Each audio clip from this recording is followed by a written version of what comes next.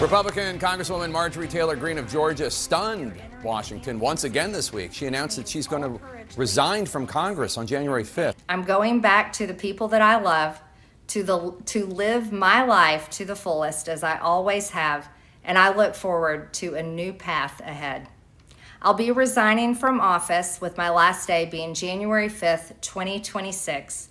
And I look forward to seeing many of you again sometime in the future. Here to discuss is one of Greene's biggest adversaries in Congress, Democratic Representative Jasmine Crockett of Texas. Congresswoman, thanks so much for joining us. I want to start with the shocking announcement from Congresswoman Greene. What went through your mind when you first heard she was going to resign on January 5th? You know what? Honestly, I was like, you've got to be kidding me. You're on the other side of the president for 1 week and you can't take the heat. Imagine what it is to sit in my shoes, to not only be on the opposite side of him, but to have people like her who are constantly fanning the flames of hate. And imagine what those threats look like when you literally are someone like me. But at the end of the day, I know that I serve the people of Texas 30. And so my job isn't to be there and necessarily do whatever is going to make the president not be on my back, but instead is to focus on making sure that I can push forward with policies that are positive for Texas 30.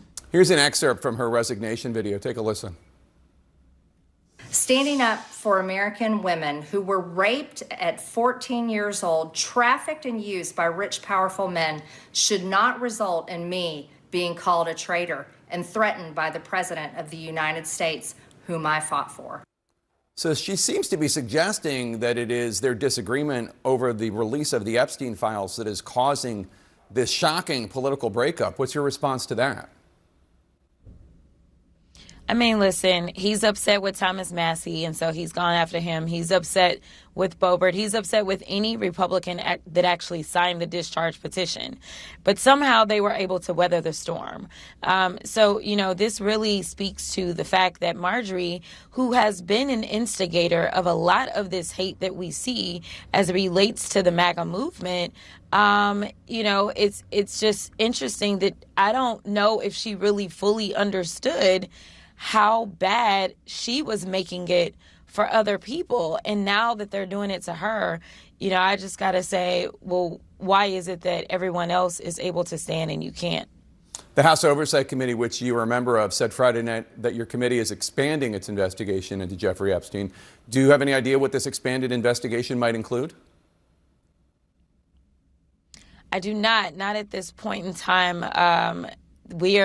Well, I'll say leadership is keeping it under wraps to make sure that we can hopefully not have many more obstacles. If you'll remember, we decided that we were going to put out a subpoena for Ghislaine Maxwell, and the next thing you know, the president's henchman showed up to her cell, and the next thing you know, we didn't have our sit-down talk with her, which I imagine would have gone a little differently if we had. So we're keeping that tight-lipped for now.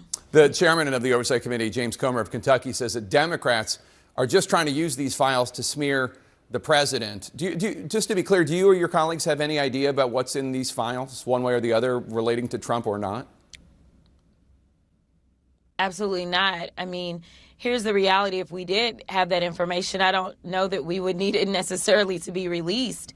And we know that the Republicans keep saying, you know, figure out what it is the Democrats have done and make sure that you can pull out the Democratic stuff and make sure you get rid of all the Republican names. Listen, I don't really care who is in the files. At the end of the day, right is right, wrong is wrong. And if you are truly about law and order, then we should be looking for who it is that has broken the law and in what ways. And we need to better understand who potentially in government allowed for a lot of these things to take place, whether we're talking about the fake immigration paperwork that we've heard from a lot of the survivors, whether we're talking about other foreign governments that have participated and who it was that allowed for that, whether we're talking about the sham organizations, the sham modeling agencies that were nothing but a front for trafficking. We need to know whether or not they still exist in some other iteration. This is about not only making sure that the survivors get justice, but making sure that there aren't others that are going through a similar system right now. There was a back and forth this week after you accused former Republican Congressman, now EPA Administrator Lee Zeldin, of accepting campaign donations from Jeffrey Epstein. It turned out it wasn't convicted sex offender Jeffrey Epstein. It was a Long Island neurosurgeon, Dr. Jeffrey Epstein, different person. You corrected the record. However, now the neurosurgeon is telling the New York Post that he is threatening revenge against you. He's going to donate to your campaign, so you have to admit you accepted money from a Jeffrey Epstein, if not the Jeffrey Epstein. What's your response to that? Listen, if there's anybody else who's alive and decides that they want to donate just so that you'll be on my FEC report, I am here for it. I will take your donation, especially since Jeffrey Epstein is now deceased. I don't think that it will be confusing whatsoever that it was not him, unless he's come back from the dead. So we'll see. So you are, we're told, weighing a decision on whether to jump into this Texas Senate race, challenging Republican Senator John Cornyn for his seat, although it's unclear that Cornyn will survive a Republican primary. You said you had a meeting this week with pollsters to discuss your chances. Did you have that meeting? And if so, how did it go? Are you still thinking about running? I am still thinking about running. We did get our polling back. So we are moving on to the next phase to determine whether or not this is would make sense in the moment, and if the infrastructure can be built out in the way that I see it being necessary to actually be able to win, as well as we are continuing to look at the polling on the other side. Listen, they are in a civil war right now on the Republican side as it relates to who will become their nominee. John Cornyn has served the state of Texas for decades at this point in time in some capacity. And right now, I don't know if he's MAGA enough to make it through his primary, but we are evaluating all things and seeing what it would look like to put together a team. And we will make a final decision by Thanksgiving on whether or not we're going to ultimately move forward. What did the polling information that you got back show? I mean, is it a calculation of whether or not you're going to be facing Cornyn, who might have more appeal to moderates in your state, centrists in your state, as opposed to a more MAGA candidate who potentially defeats Cornyn in the primary that you might, or any Democrat might, have a better chance against? I'll tell you this, that head-to-head, we are doing really well against Paxton. I will say that. I will also tell you that we are actually within the margin of error as it relates to John Cornyn. So to be perfectly honest, the only reason that I'm continuing to consider whether or not I do this is because my polling says I can win. That is the bottom line. But at the end of the day, a poll is a poll.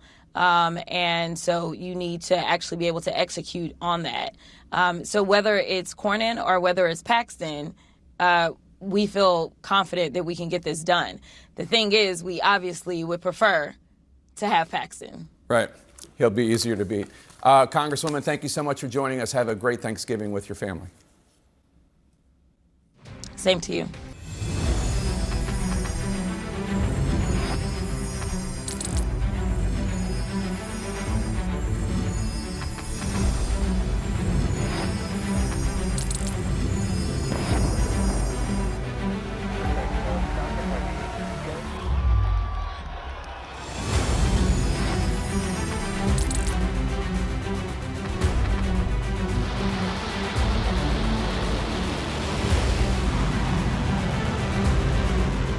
Fighting so long and so hard that they don't know what the they're doing.